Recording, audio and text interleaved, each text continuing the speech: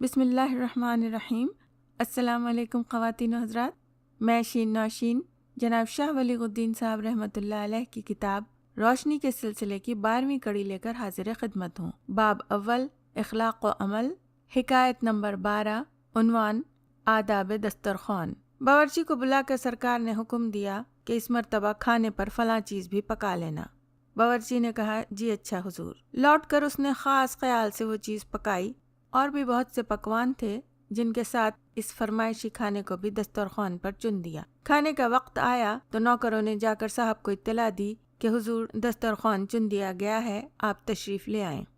صاحب آئے تو ان کے ساتھ دوست احباب بھی تھے، سب خوشی خوشی دسترخوان پر بیٹھے اور کھانا شروع کیا۔ صاحب نے لوازمات پر نظر کی تو دیکھا ان کی پسندیدہ قاب بھی موجود ہے، اسے دیکھ کر سب خوش ہوئے۔ حکم ہے کہ جب دسترخوان پر بیٹھو تو خوشی اور مسرت سے بیٹھو۔ اللہ کی یہ مہربانی کیا کم ہے کہ اس نے تمہیں رزق دیا، پھر اس قابل کیا کہ تم اپنی پسند کی چیز کھا سکو، فرمائش کر کے کچھ پکوا سکو۔ ایک جگہ ارشاد ربانی کا مطلب ہے اللہ نے جو تم کو حلال روزی دی ہے تو اس سے ستھری چیزیں کھایا کرو اور اللہ سے ڈرتے رہو جس پر تم ایمان رکھتے ہو۔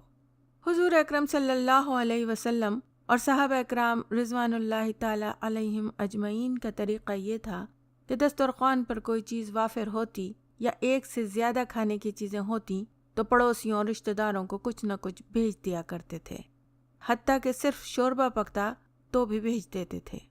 حضور اکرم صلی اللہ علیہ وسلم کے دسترخوان پر تو ایک سے زیادہ چیزیں ہوتی ہی نہ تھیں، کبھی ستو، کبھی کھجور، کبھی بھوسے والی روٹی ہوتی، اس میں بھی آپ صلی اللہ علیہ وسلم دوسروں کو شریک کر لیتے تھے۔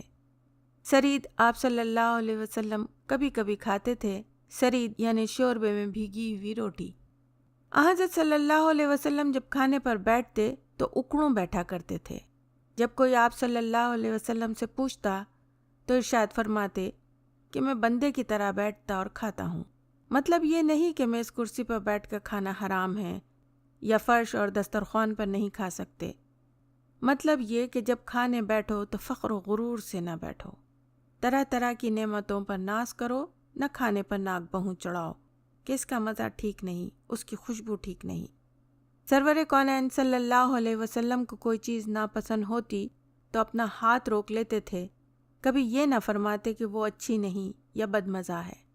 صاحب دسترخوان نے، جس کا یہ قصہ ہے، اپنی پسند کی قاب پر ہاتھ ڈالا تو اس میں ایک مکھی نظر آئی، اسے پھینک کر اس نے دوسرا چمچہ ڈالا تو پھر ایک مکھی نکل آئی، اسے بھی پھینک دیا۔ اتفاق کی بات کہ تیسری مرتبہ جو چمچہ اٹھایا تو پھر مکھی نکل آئی۔ پسند کی چیز اور یہ حال، دوستوں نے سمجھا کہ باورچی کے تو اب لالے پڑ گئے، لیکن وہ سمجھدار آدمی تھا، اسے معلوم تھا کہ خفگی سے کچھ حاصل نہیں۔ جان بوجھ کر تو باورچی نے مکھیاں نہ ڈالی تھیں، اتفاق کی بات تھی اس لیے قابل معافی تھی۔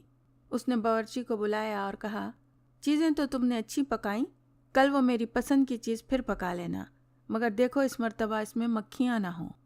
غصے پہ قابو نہ رکھنا بدخوئی ہے، بدخوئی اللہ کو ناپسند ہے۔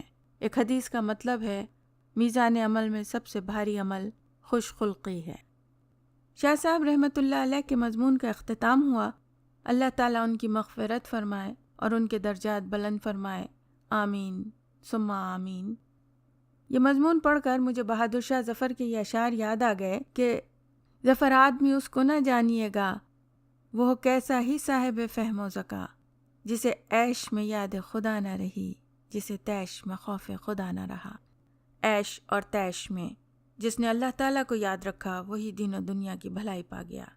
غصہ اس سلگتی ہوئی لکڑی کی مانند ہے جو دوسروں کو جلانے سے پہلے خود جلتی ہے، اسی لیے غصہ حرام ہے، اور یہ وہ واحد حرام چیز ہے جس کو پینے کا حکم ہے۔ غصے پر قابو پانا مشکل ضرور ہے لیکن ناممکن نہیں۔ ضرورت صرف اس بات کی ہے کہ اس خامی کو محسوس کیا جائے، پھر اس پر قابو پانے کی کوشش کی جائے۔ اس میں فقط ایک قوت ارادی کی ضرورت ہے اور بس، پھر شخصیت خود بخود نکھرتی جائے گی۔ دعا ہے کہ اللہ تعالی ہم سب کو حلم عطا فرمائے، آمین ثم آمین۔ اگر آپ کتاب کا تسلسل برقرار رکھنا چاہتے ہیں تو اپنا نوٹیفیکیشن آن کر لیں، یعنی سبسکرائب اور بیل کا بٹن دبائیں۔ ویڈیو پسند آئے تو لائک اور شیئر کریں، نیک بات پھیلانا صدقہ جاریہ ہے۔